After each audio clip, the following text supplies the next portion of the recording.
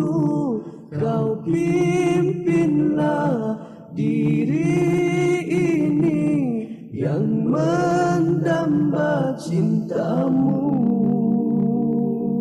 Aku lemah, aku jahil tanpa pimpinan darimu. A'udzu billahi minasyaitonir rajim. Bismillahirrahmanirrahim. Astaghfirullah rabbi wa atubu ilaih. Walhamdulillahi rabbil alamin. Summa salatu wassalamu ala asyrafil anbiya'i wal mursalin, habibina wa habib rabbil alamin Abil Qasim Muhammad wa ala alihi at-tayyibin at-tahirin al-ma'sumin al-muntajabin. Amma ba'du. Assalamualaikum warahmatullahi wabarakatuh. Allahumma antikni bil huda wa alhimni at-taqwa.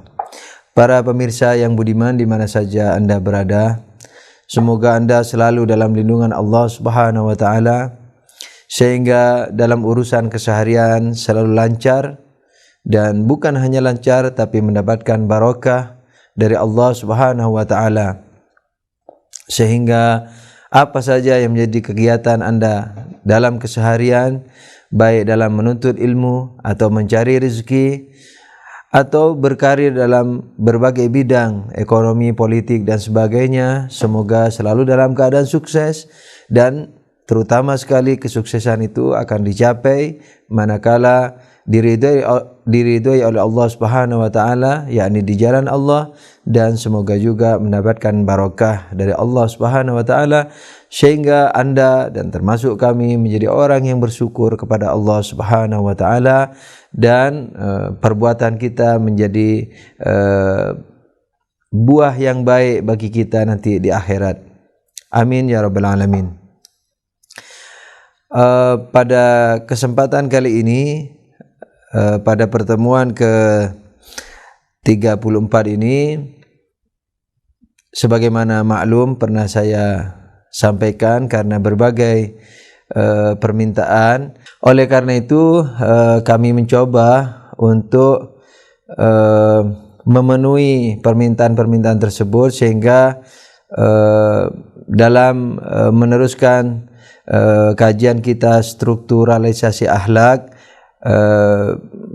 menjadi kadang-kadang terabaikan, dalam artian waktunya diisi dengan nasihat umum, tapi insyaallah kita akan usahakan untuk masing-masing dicapai sehingga tujuan pokok atau tujuan utama daripada pertemuan kita atau kajian kita ini tercapai, yakni membangun akhlak dari dasar sehingga kita semua tahu dan bersama-sama menyadari bagaimana membangun akhlak dan apa yang mesti dilakukan dalam membangun akhlak al-karimah, dan kita akan saling mengisi setelah tahu apa yang harus kita lakukan. Kali ini izinkan saya menyampaikan sebuah hadis dari Rasulullah sallallahu alaihi wasallam. Beliau bersabda, awwalu ma yunzaru fi amalil abdi yaumal qiyamah fi salatihi fa in qubilat nuzira fi ghairiha wa in lam tuqbal lam yunzar fi amalihi bi syai'. Yani kurang lebih Rasulullah bersabda, pertama kali yang akan dilihat oleh Allah Subhanahu wa taala di akhirat kelak dari seorang hamba, yakni yang akan diperiksa pertama kali adalah solatnya. Yani yang akan dilihat dari seorang hamba adalah solatnya. Kalau diterima solatnya, maka akan diperiksa yang lainnya, akan dilihat yang lainnya. Fa in qubilat nuzira fi ghairiha. Seandainya solatnya diterima, maka Allah akan melihat atau memeriksa yang lainnya. Wa illam tuqbal, seandainya tidak diterima solatnya, lam yunzar fi amalihi bi syai', maka tidak akan dilihat lagi amalan-amalan yang lainnya. Oleh karena itu para pemirsa, sesibuk apapun kita sesibuk apapun kita dan sebahagia apapun kita, sekaya apapun kita, seluas apapun rezeki kita, atau sesempit apapun rezeki kita, atau dalam sesempit apapun keadaan kita, misalnya sakit dan sebagainya, jangan sampai melupakan solat. Itu yang pertama. Dan sudah tentu melupakan solat atau tidak melupakan solat bukan hanya sekedar lahiriah saja, saudara. Karena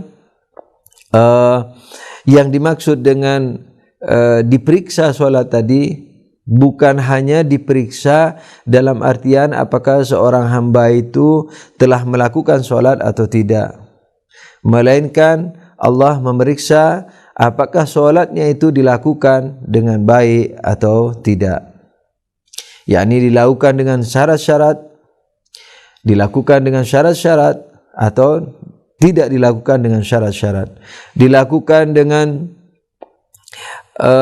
penunjangnya, yakni kehusukan, atau tidak dilakukan dengan kehusukan. Sebagaimana maklum, dalam Ahlul Bait, dalam mazhab Syiah, diwajibkan masing-masing hamba, masing-masing mukallaf diwajibkan mempelajari fikih keseharian. Bukan dalilnya, melainkan fatwa daripada marja yang kita taklidi. Mengapa wajib? Karena kalau seorang hamba tidak mempelajari fikih, tidak mempelajari hukum yang akan dilakukan, maka ketika dia melakukan sesuatu, pasti dia melakukannya dari dirinya sendiri. Nah, ini tandanya dia menyaingi Allah atau secara tidak sengaja membuat syariat atau aturan atau hukum tersendiri.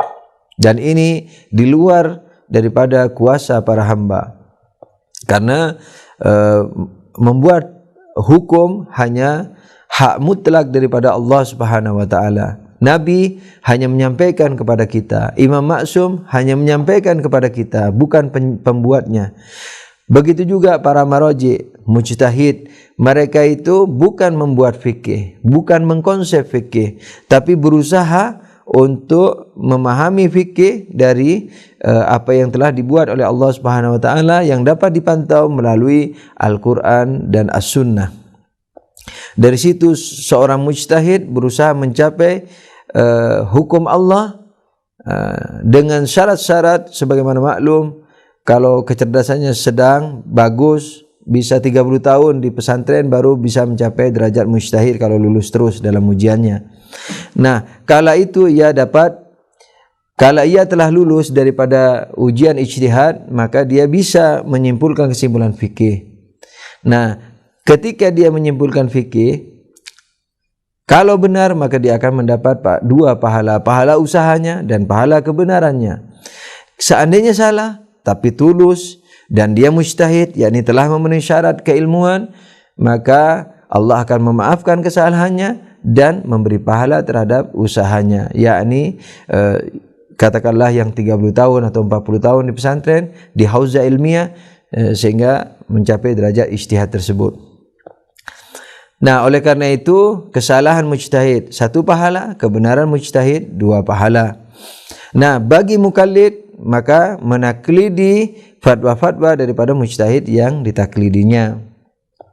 Nah, syarat utama dalam melakukan ibadah seperti solat yang kita bahas kali ini adalah apa?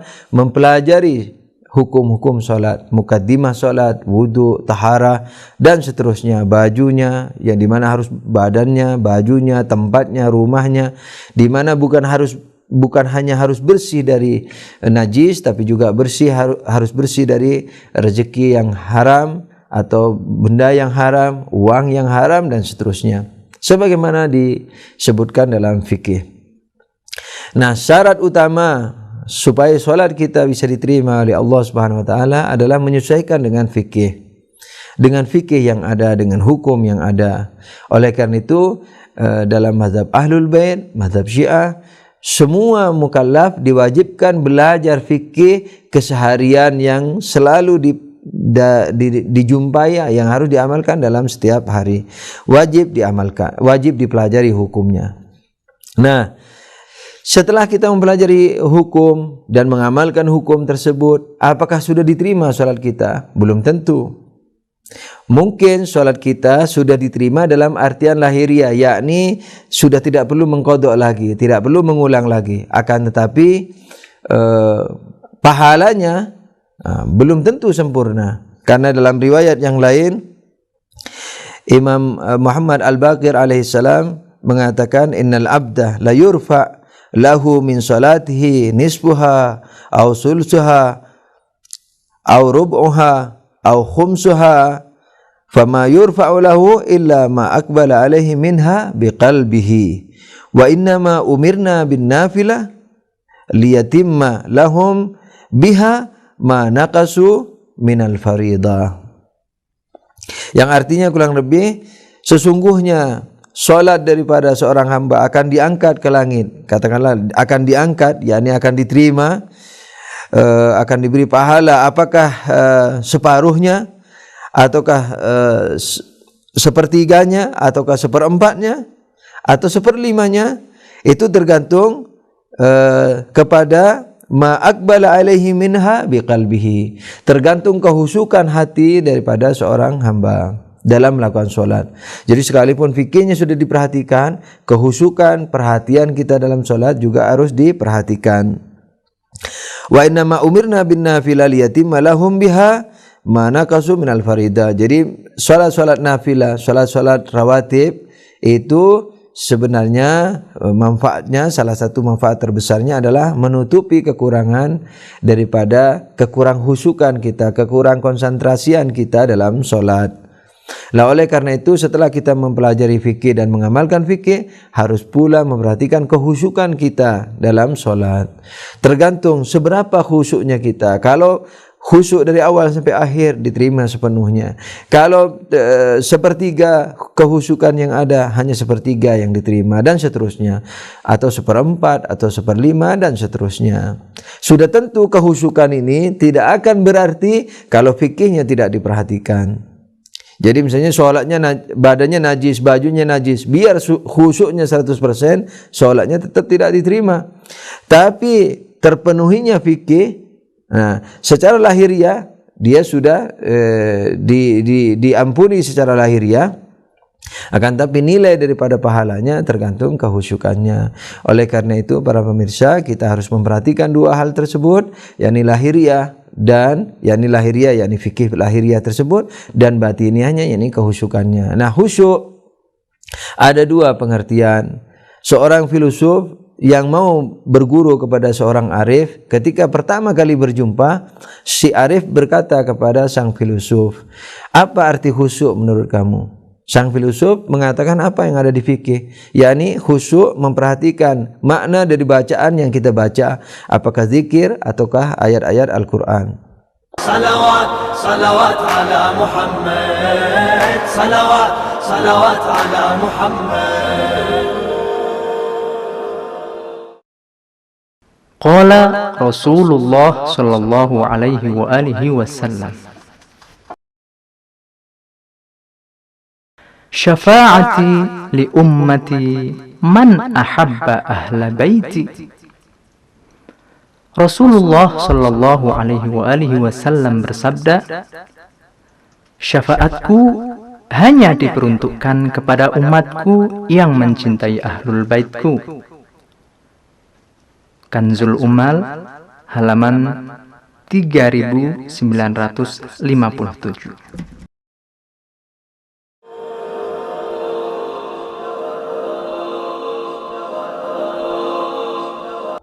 Lalu si arif memberikan pelajaran kepada dia dengan mengatakan, kalau begitu kamu menyembah makna daripada yang kamu baca.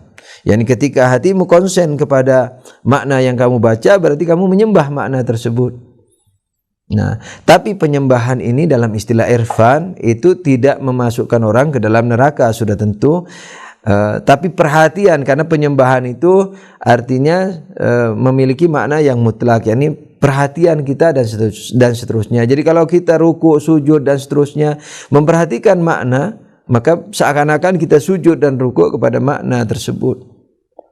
Lalu sang arif mengatakan, sang filosof bertanya, wahai guru, apa yang engkau maksudkan dengan khusyuk? Apa yang engkau mengerti tentang khusyuk? Sang arif mengatakan, khusyuk adalah memperhatikan Allah.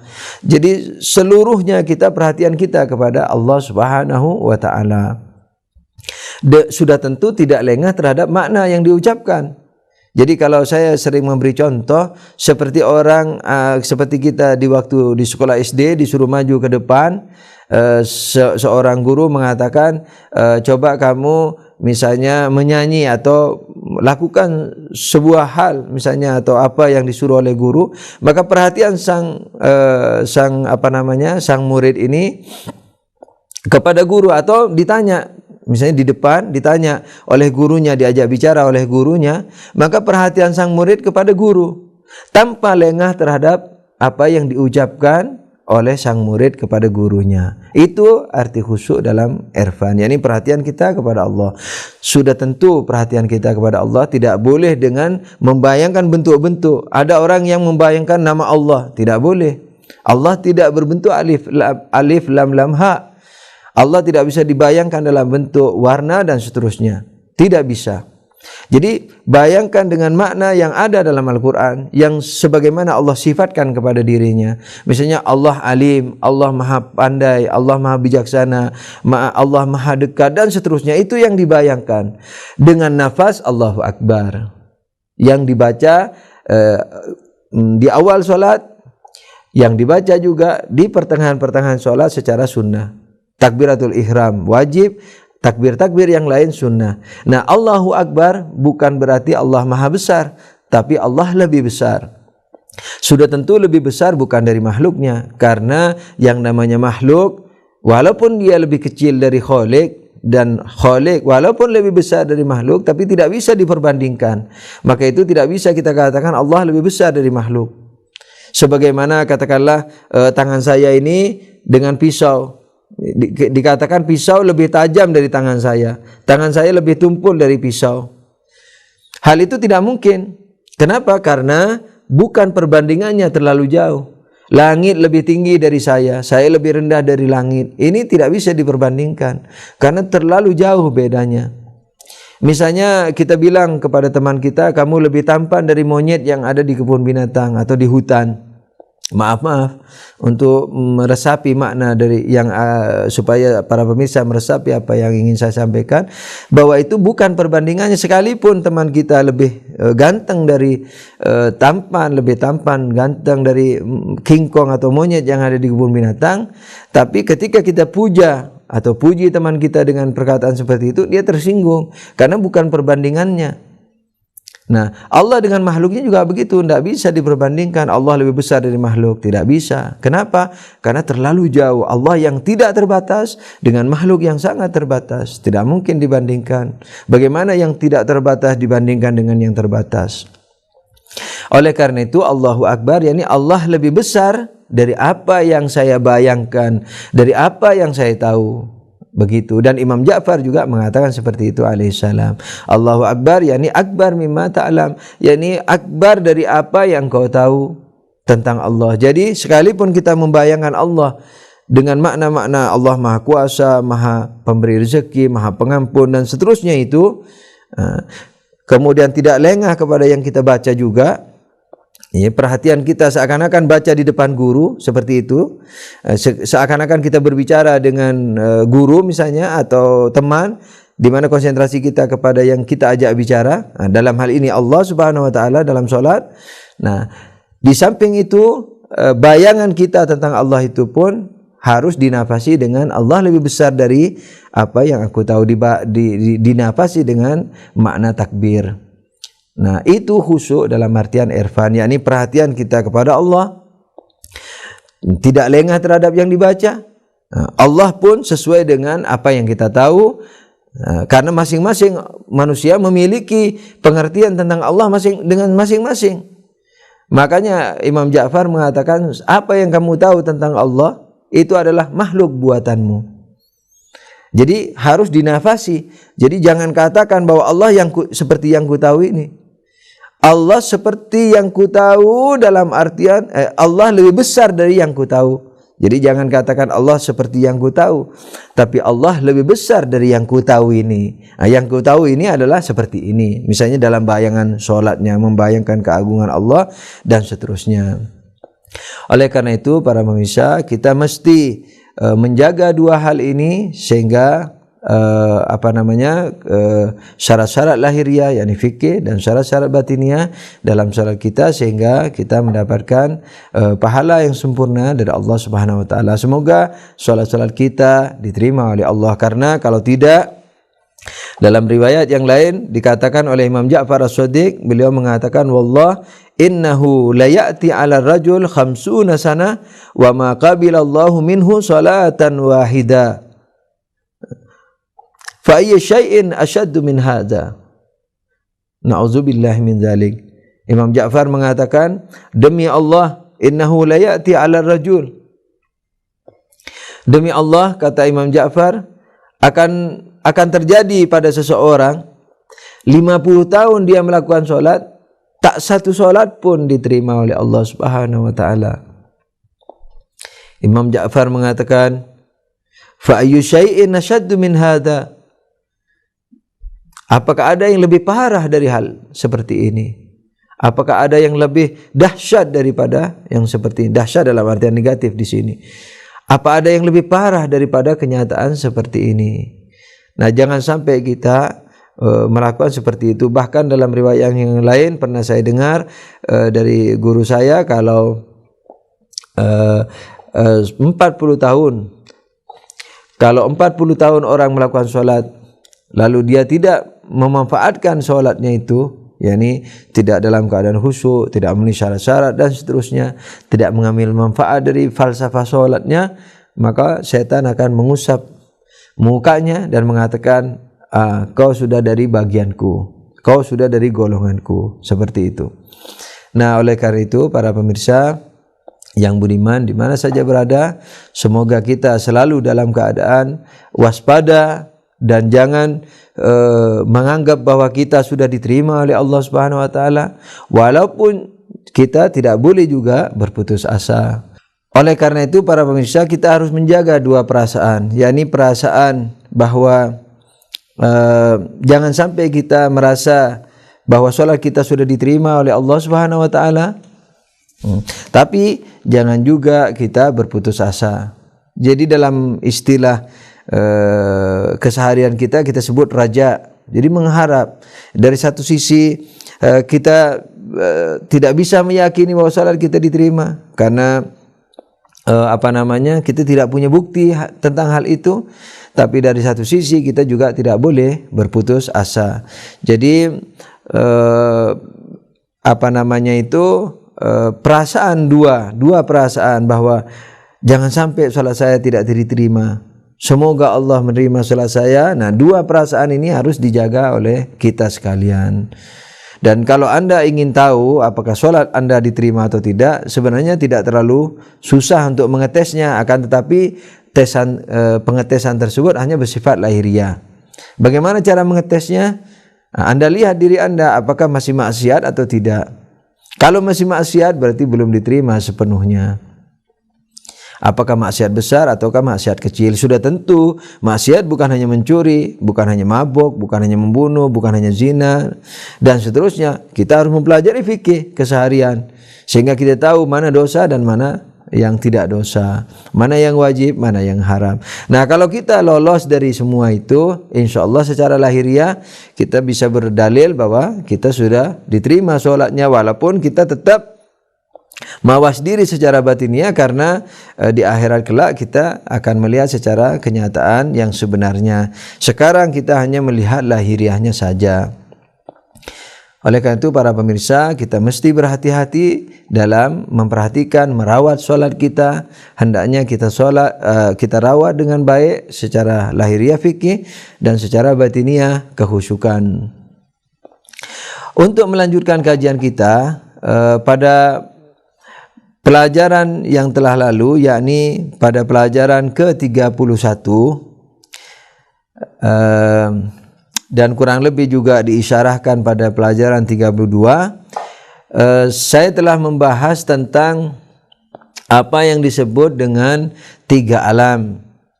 yakni 3 alam besar. 3 alam besar yakni apa? Alam semesta yang sering sudah saya katakan dari awal, dari nasud, malakut, jabarut. Jadi dari alam akal, bukan akal manusia sudah tentu, yakni makhluk non materi mutlak. Kemudian materi yang paling bawah, yang paling atas non materi mutlak, yang paling bawah materi, yakni yang memiliki volume, yang memiliki panjang, lebar dan tebal, dan makhluk antara, yakni antara keduanya yang disebut barzakh atau ide atau misal. Nah, makhluk idea misalnya dalam istilah bahasa Inggris juga disebut idea, tapi bukan ide kita dalam peristilahan, yakni apa? Yang memiliki kemiripan dengan makhluk materi dan memiliki kemiripan dengan makhluk non materi mutlak. Dia sebenarnya non materi tapi masih memiliki bentuk. Volume tidak ada tapi bentuk ada, sebagaimana sering saya terangkan. Jadi ada materi yang memiliki volume, ada barzakhi, yakni di mana dia tidak memiliki volume tapi masih memiliki bentuk-bentuk, seperti ular yang kita lihat dalam mimpi umpamanya, atau ular yang kita bayangkan. Nah, itu memiliki bentuk akan tapi tidak memiliki volume. Kita bayangkan gajah, kita tidak sesak nafas kita. Kenapa? Karena dia tidak memiliki volume. Di atas ini, yakni alam yang lebih tinggi adalah alam akal. Dia non materi mutlak, yakni tidak ada volume, panjang lebar tebal tidak ada, bentuk-bentuk dan warna-warni juga tidak ada. Jadi seluruh sifat materi, seluruh esensi materi dan sifat-sifat materi tidak ada di non materi mutlak yang namanya akal ini, atau intelijen, atau ukul, atau jabarut. Nah, kalau dalam istilah irfan biasa disebut yang materi disebut nasud, kemudian yang barzakhi ini kalau barzakhi biasa dikenal dalam filsafat, kalau dalam irfan biasa dikenal dengan nasud. Kalau akal, makhluk akal dikenal dengan di filsafat, kalau di irfan biasa sering disebut jabarut. Jadi istilahnya kalau dalam istilah Islam biasa alam dunia, yakni yang materi ini, kemudian yang kedua ini alam malaikat, ya, katakanlah begitu, malaikat pertengahan, mudabbirati amra, dalam sebuah ayat disebut pengatur alam semesta. Kemudian yang di atasnya adalah malaikatul ulya, malaikat yang tinggi. Nah, manusia juga memiliki hal seperti ini, yakni materinya, kemudian akalnya, kemudian barzakhinya. Nah, materinya jelas, badannya. Akalnya adalah pengenalan terhadap universal. Nah, universal, kenapa dikatakan akal, kenapa dikatakan non materi? Karena dia tidak memiliki identitas. Oleh karena itu bisa diterapkan kepada banyak keberadaan di luar. Misalnya insan atau manusia yang kita pahami. Manusia yang kita pahami tidak memiliki identitas. Oleh karena itu bisa diterapkan kepada Hasan, Husin, Joko misalnya dan seterusnya. Akan tetapi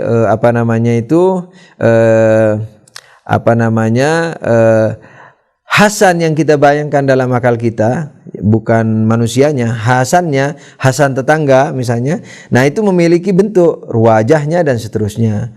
Nah itu hanya satu ekstensi yang hanya bisa diterapkan kepada satu ekstensi di luar.